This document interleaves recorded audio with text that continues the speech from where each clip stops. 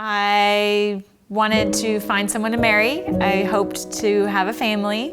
I thought that if you just went through life, made good decisions, relied on yourself, you wouldn't go through any trials or tribulations, that life would be good and easy. There was a point in my time that I'm not proud of at all, that, I was a full-blown criminal, sold drugs, did drugs, stole, robbed, everything I possibly could. Whenever I quit doing the hard drugs, it was this huge victory, this whole celebration. My family was like, man, he's great. The downside is that I still held on to alcohol. I just went into a major downward spiral with alcoholism, and it was just getting dangerous for me, dangerous for Prima, dangerous for our kids. I started to realize there was a problem, and it was starting to affect our marriage. And I had to get the kids and I out of the situation, and that's when it got really bad. There came a time where the partnership that I was in with my family just kind of imploded, and we just had a major falling out. Prima had taken the kids and left home, and it had gotten really bad, and I had stayed up for, I don't know how many days, just on a really dark bender.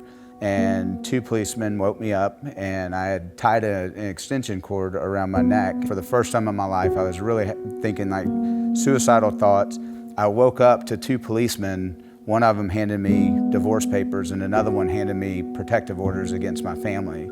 I thought divorce was the only option, and I thought that I wouldn't fit in anymore at Gateway, and I wanted to turn my back and pull away. But there were people that wouldn't let me do that. Wes decided to get help and checked himself into a treatment center. It gave me a glimmer of hope. There was a moment in that rehab, but I felt a physical hug in that moment. Right then, I literally sat up on the edge of my bed and started laughing and crying at the same time, and it was just an overwhelming sense of security, And I knew that second that my life was going to change forever. I really did.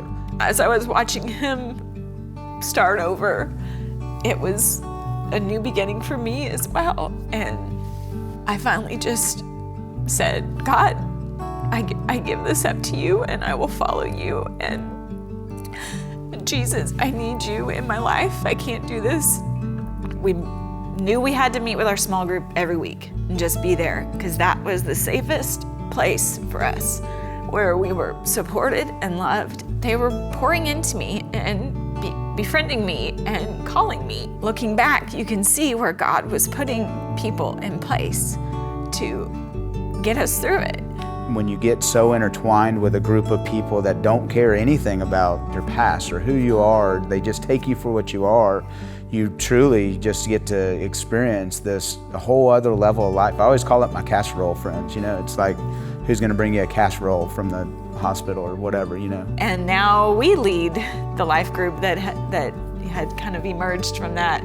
And if you told me that years ago that would be the case, I would have said, no, I don't know how to do that. How could I possibly lead a life group? But, together we have figured that out, and we feel like we can give back and provide that environment that was provided for us when we so needed it.